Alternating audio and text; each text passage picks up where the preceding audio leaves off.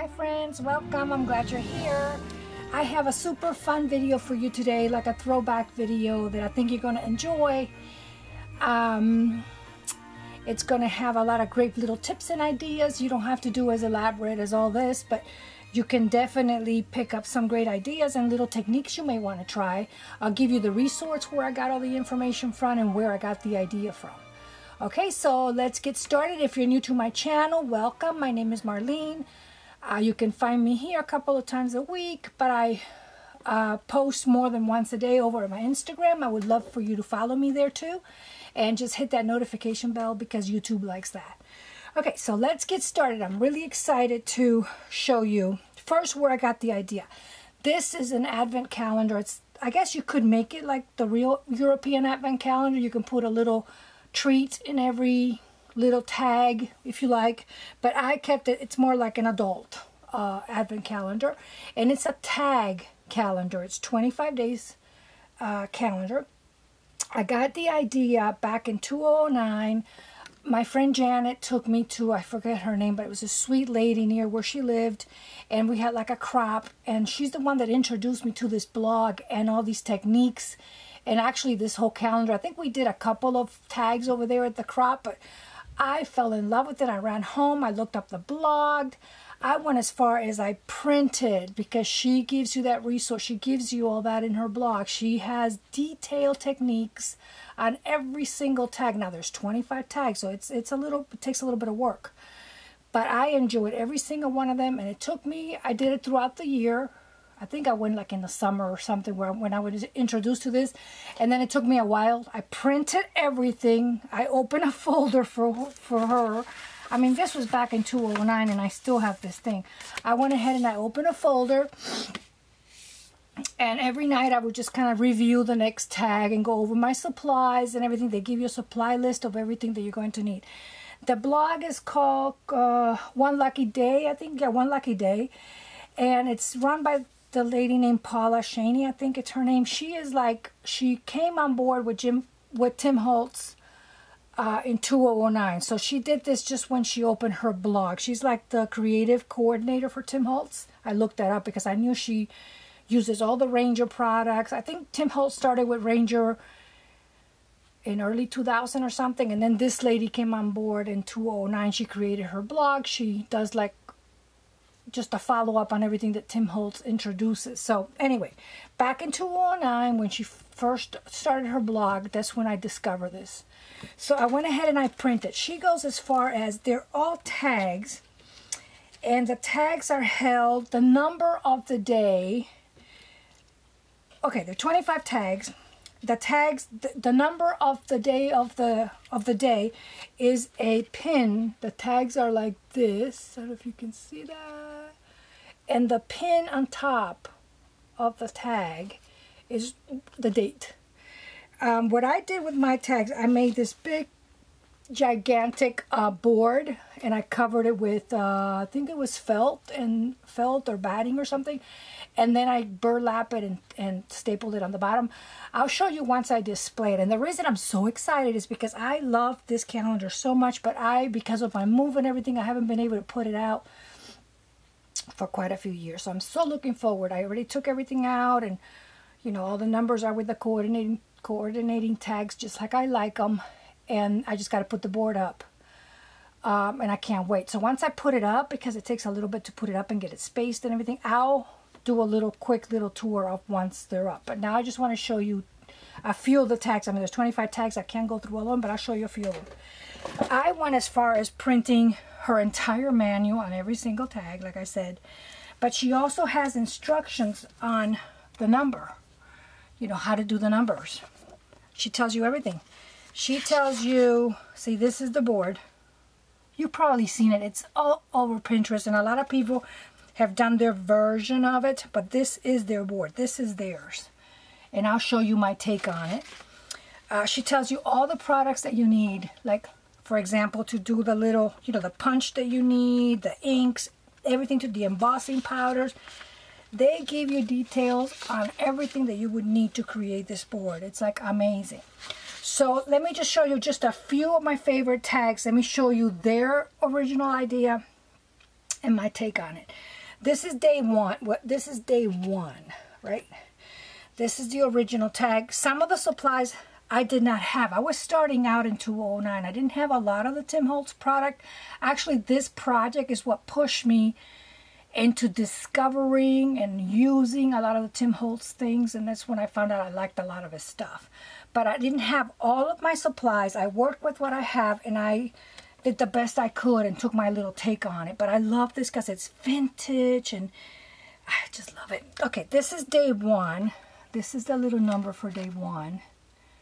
See if it'll focus. So, and I love working with crepe paper. So this is, I didn't have the same stamp. You'll see I did have the Eiffel Tower. I had the little beads. This is their take on it. See how I don't have the same stamp,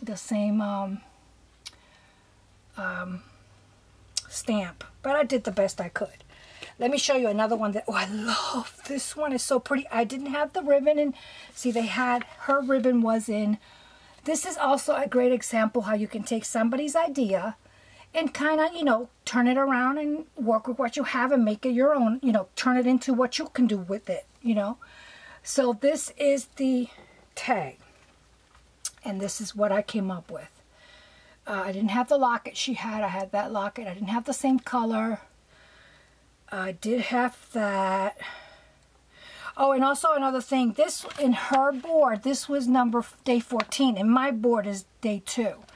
And the reason I did that is because for me, visually, I want to space out. I'm calling these the heavy tags. So I wanted to space out the heavy tags. I didn't want it all bunched up, or maybe they were next to each other or something.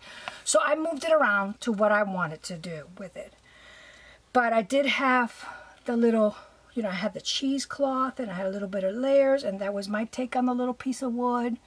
So, and this was just so much fun, guys. If you can do this, especially if you're starting out, it's a great introduction to using Tim Holtz products, because that's what it did for me. And this was like actually like my first time embossing and everything. It was awesome. Here on this technique, we embossed on a leaf,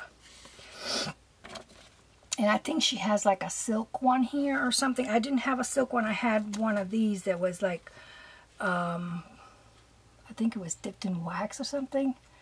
So that was my take on it. And then for my little key, I just had that little key. And this, oops, wait a minute. That one. And then this stamp I think I had to get. I didn't have her stamp, so I used mine. I had, you know, use what I had. And that's my number 3. What's another one that I like? This one. I love this one. I like hers. I didn't have, see, it comes with everything. It tells you everything that you possibly need. Dust, you know, everything. So I didn't have, if you're going to see that I didn't get to emboss this as much as they did because I didn't have the products, but I did the best I could. There is a little bit, but not too much because that's all I had. But this was my take on it, and that was the original one because that's all I had. So, and this is a stamp that I did end up getting this stamp after all. I love stamps. Let's see if it'll focus. Yeah, I ended up getting that little crown stamp after all. Okay, so, oh, this one, this was not my favorite. I think the wings is my favorite, but this one was so much fun. This was, I wish I had her bird. I didn't. But this was her take on it. This was her original. See the spoon? This is what I had. This is what I did. I had the I stamped the Eiffel Tower stamp in the back. Let me see if it'll focus.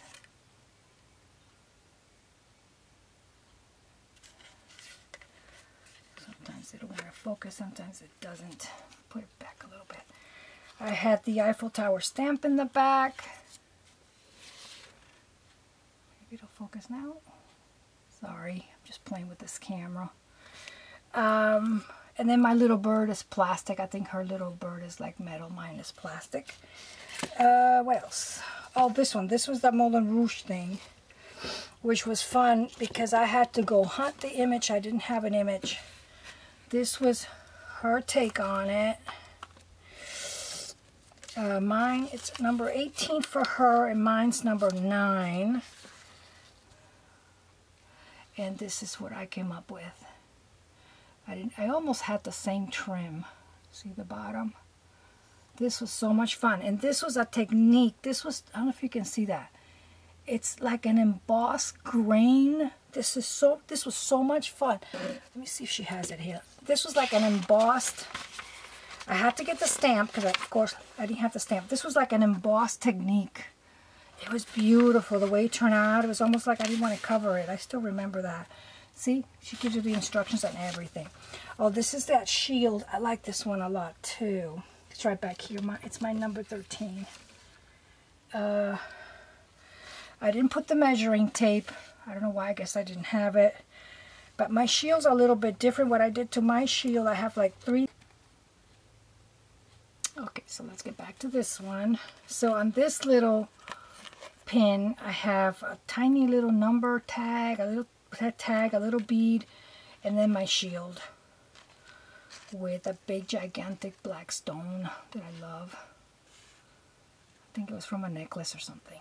So that's my 13. What else? Oh, the wing. This is my second favorite one, and I went as far as printing because I wanted it to really be to scale. So I went and I printed and hand cut the wings because I wanted to make sure that I got it right, which is that. And the wing is right back here, and the wing is my number 17. It's her number 7, and this is my take on it, and I think it's pretty close.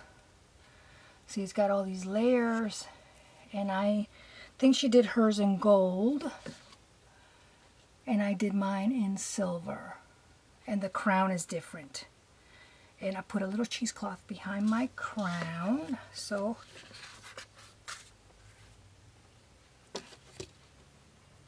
now this was my first time using this grunge board that when you wet it and stuff, it feels like leather. And that one, I must be sitting on it. Yep. Let me show you real quick. This is my take on this one. It's my number 18. This is what I did with mine. I put a little bead on top, but you see I had to get that stamp because I didn't have it, and I put glitter on mine, and I used more of the pretty crepe paper that I love, crepe paper. So what else? This one is this one right here. See, I didn't have this. This was more of an emboss technique to emboss with gold. I didn't have the stamp she had, so that's what I had, and that's what I work with. What else we got? We got the 25th. Now this is really pretty. I wish I had found a bigger one, but I didn't.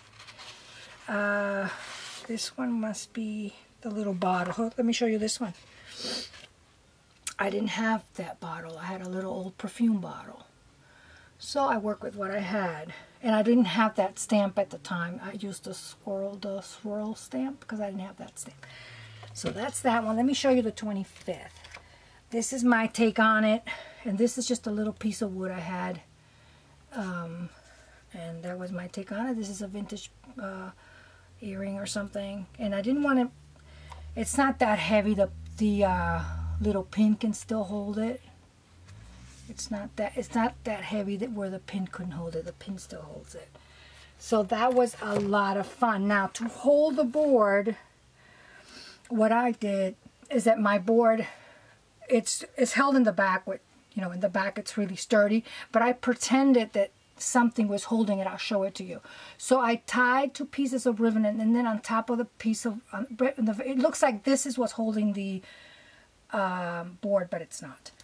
I made this little medallion for the very top, and I really, really like it. I think I got the, let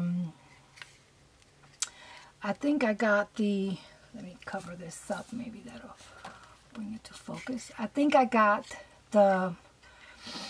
this, I want to say it was Marshall's or something, because I didn't make that, but that's so easy, anybody can make that. So I use our Tim Holtz person. This is, I have the real ones from Germany, but this is Tim Holtz. I gave her little black wings, and of course I had to give her a little crown. And what I did was I put a vintage tea-dye doily in the back with a little ornament. I think this is like a dollar store little star.